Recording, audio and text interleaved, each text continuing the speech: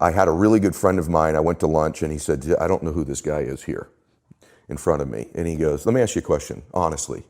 Right now, what are you grateful for? And at the lunch, I said, nothing, brother. There's nothing good in my life right now. As I'm mouthing these words, two people walked in with an older man. Both of them clearly were fighting cancer somehow. Both had lost their hair. One of the ladies had a bonnet on and they were barely moving in. Both walked by our table and gave me the most warm greeting, the warmest smile as a stranger. And he goes, that's pretty freaking pathetic. You can't find anything in your life to be grateful for right now? There's this thing people think that like, I'll be happy when? Once I get like this big, amazing home, or once I get this car, or once I get this relationship or an amount of money, then I'll allow myself some happiness. The problem is the finish line always moves. You never arrive there, right? The other part is people think, well, if I enjoy myself now, I'm gonna lose my drive. In other words, if I can just wire myself with enough pain all the time, I won't lose my drive or ambition. The truth is there's no correlation between the two at all. There's no relationship between you feeling complete pain all the time and losing drive. And so I talk about living in a state of blissful dissatisfaction. And really the best example of that would be like if you've ever, I love a good meal, right?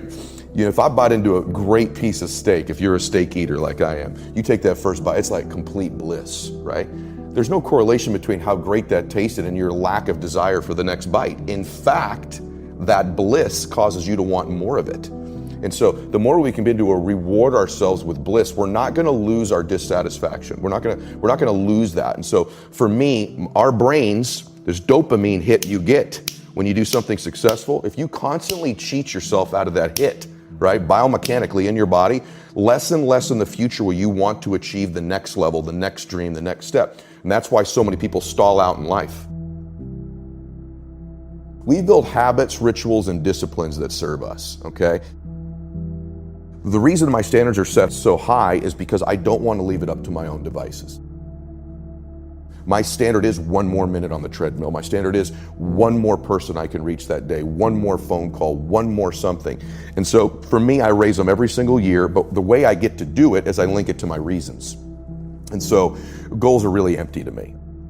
You show me someone with compelling, emotional, gigantic reasons, I'll show you someone who's changing their standards all day long. So like, give you one quick version that you've not heard before. One of the reasons I'm relatively fit is not just peak state. I have an uncle in my family that died at 50 years old of a heart attack. He's my godfather, my dad's only brother. I kind of resembled him. And I look like him a lot. So on the way back from his funeral, my reticular activator's on heart attacks. On the TV screen on the airplane, I'm listening to music, is the Oprah Winfrey show. She's going through a new heart scan. I've unplugged my headphones, plug it into the airplane one. They're talking about this new scan at Cedars-Sinai that at that time was new. It could read the plaques in your arteries, the calcifications, without going, really invasively. I scheduled it. I went in. I had a world-class doctor who understood reasons and leverage instead of just prescribing. Because when we coach people, you need to do this, you need to do this. Doctors do it. Take this pill, take this. He understood leverage and reasons. And I'm in the, when I walk in, I sit down, the doctor comes out and he says, oh my, I can't believe these arteries are in that young body.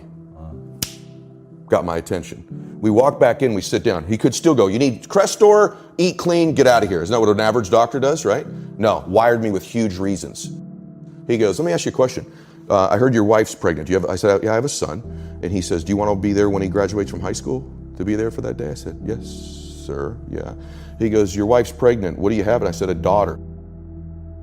Would you like to walk her down the aisle on her wedding day, or are you okay that it's some other man? I went, what the fuck is on this scan, right? And he goes, I want to be very clear with you. If you keep going down the road you're going, there'll be some other man with your son at graduation high school, and a stranger's walking your daughter down the aisle that's not even born yet on her wedding day. But if you do exactly what I tell you to do, you'll be there. And so to this day, brother, there are mornings when I wake up, not every morning, I don't want to go to the gym, I go, Bella's wedding, Bella's wedding, Bella's wedding. So my standards are high because of my big old reasons.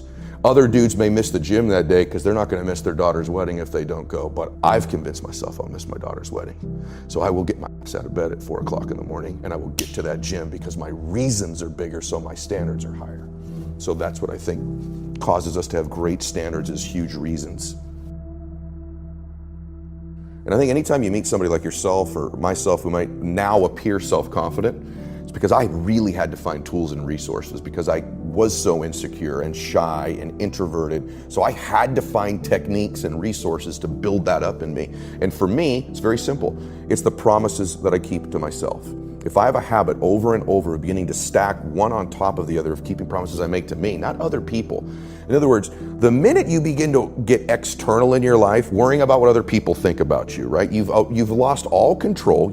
And it never fills you up. And people's admiration, people's gratitude towards you will never fill you up. It's your own. It's your own inside. And so for me, self-confidence comes from keeping the promises I make to myself. And the other part of it is being aware I'm doing it. In other words, most people don't give themselves enough credit all the time. They're very aware of these 20% things and not aware of the 80, right? And that's why the dosage is so important too. You've nailed it. It should be 80-20, right? Because people get addicted to this. I'm not good at this. People don't like this about me. I don't feel good. Instead of focusing on the 80 and stacking it up. Wow, I did eat what I said I was going to today. I did get up when I said I was going to. I made the amount of phone calls. I treated people in such a way I promised myself. It's not just doing those things. It's rewarding it. It's being aware of it and stacking that up. And all of a sudden, because that's the messaging I was giving myself, all of a sudden, all these things start to come into my awareness that I'm grateful for. I start to magnetize to myself some people that I needed to find into my life, and that was the next layer. I started to see things to be grateful for. My health, my fitness, people who loved me. And what it did is it changed my state. When I stacked gratitude, I changed what I did in the morning, and I changed what I did in the evening. And so somehow by grabbing control of my morning, and by grabbing control of my evening, I got some measure of control over the middle of my day. I was an out of control person back in those days, meaning this. I woke up worried, stressed, fearful, and I immediately start thinking about a bill I had to pay, something that was wrong. And I'm in a state of reaction to begin I'm talking within 6 minutes of waking up.